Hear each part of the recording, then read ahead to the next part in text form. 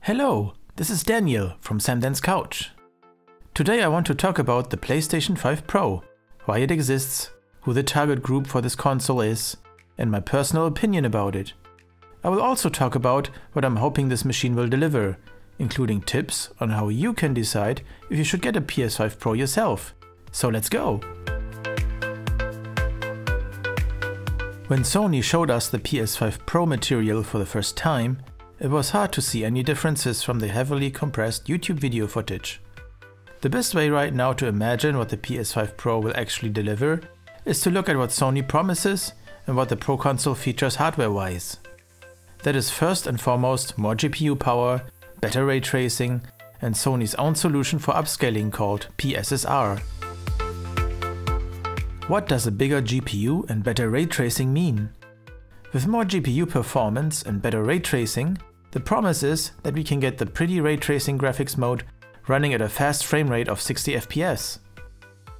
The problem with regular PS5 games is that ray tracing is usually only available when playing at 30 FPS, which makes gameplay feel more choppy at times. So you are trading fluid gameplay with prettier graphics and vice versa. With more ray tracing power, we are going to get fluid 60 FPS in supported games without having to sacrifice image quality. Like for example in Gran Turismo 7, we will get ray tracing in gameplay. Watch the world around you and your own car reflect in the paint of the cars around you. Necessary? No, but it adds to the realism of the game and it does look cool. In other games, we will get even prettier graphics and effects. For example, a combination of ray traced shadows and ray traced reflections instead of just one mode of ray tracing. Ray tracing is taxing on the hardware, so the Pro has definitely an advantage over the regular PS5. AMD's upscaling, called FSR, is the way many games reach higher resolutions these days on PS5 as well as on Xbox Series consoles. Unfortunately, FSR is not really a pretty solution and is miles away from Nvidia's solution, which is called DLSS. Especially on corners, hair and in motion, things start to look fuzzy with FSR. You do get a higher resolution looking game, but details suffer. For example, in Final Fantasy VII Rebirth, you can only get a smooth 60 FPS experience in a mode that is very low resolution, and the upscaling back to 4K is not really pretty. With Sony's own solution called PSSR, this is going to be much better.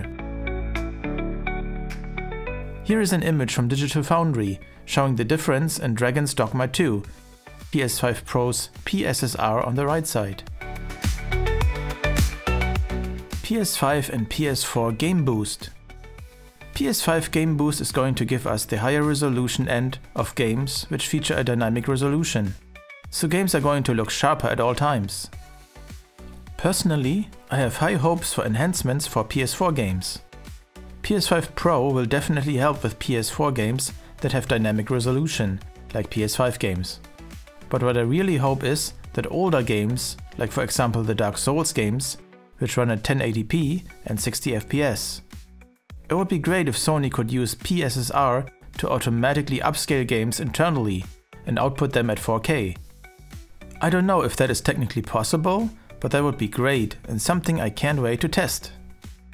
Or what about Bloodborne, which is presented in 1080p resolution and 30 FPS? I don't think we will get 60 FPS here without an official patch to the game, but having a higher resolution would be really great, since no remaster is in sight yet and the resolution does tend to look a little blocky at times. Is the PlayStation 5 Pro something for you? I will try and give you some food for thoughts about how you can decide if you should get the PS5 Pro. Number 1. Is the fuzziness of upscaled resolution in games, for example FSR, sometimes bothering you? Hair on characters, quick movements leaving a shadow trail, and lots of effects in games with FSR can make the picture more fuzzy. Do you notice these things and wish it wasn't there? Then the PS5 Pro's PSSR upscaling is something that can remedy this in supported games. Number 2. Do you have a big 4K TV or a high-resolution monitor and enjoy little details in game worlds? then a higher base resolution and PSSR is going to be for you, including better ray tracing for better lighting and prettier reflections. Number 3. Does it bother you that you have to switch between a high fidelity mode and a performance mode, and that you can't have both at the same time? Then a 60 FPS mode with better graphics for PS5 Pro's optimized games is the way to go. Number 4. Do you need the fastest Wi-Fi speed and you have no option to use an Ethernet cord? The PS5 Pro features the latest and greatest Wi-Fi 7. Number 5. You want to play your older PS5 and PS4 games at its prettiest setting possible? PS5 Pro with its Gameboost might be the way to enjoy your games at a better fidelity compared to playing them on the original PS4 or PS5. If you don't care about any of this or haven't even noticed these things while playing, then no worries, you won't need a PS5 Pro and you are just fine playing the base PS5. There's absolutely nothing wrong with the basic PS5 and it will play the same games. But if you do tend to notice these graphical limitations and compromises and thought to yourself you wish games could run more fluid and at a higher resolution, then investing in a PS5 Pro might be worth it for you.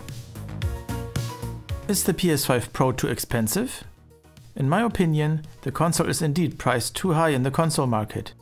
It should have not been more than $600 and it should have come with an optical disc drive already included. But this console is definitely for the enthusiasts, and electronics in general has gotten more expensive as well over the past years.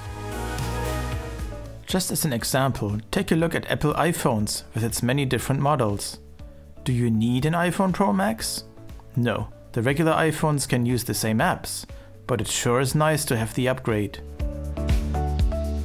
Is $700 or respectively €800 too much for an upgraded PlayStation 5?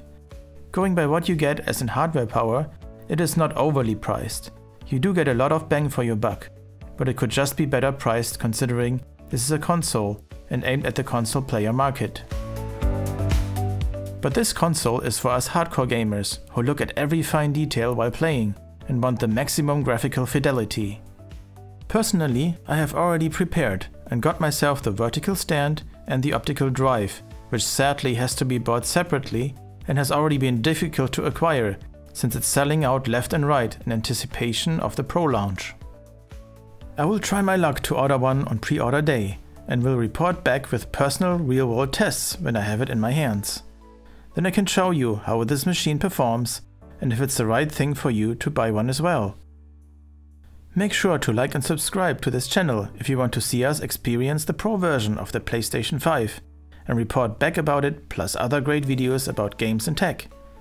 Until then, I will see you next time on Sam Dan's Couch. Whoa, Sam Dan's Couch. Welcome to Sam Dan.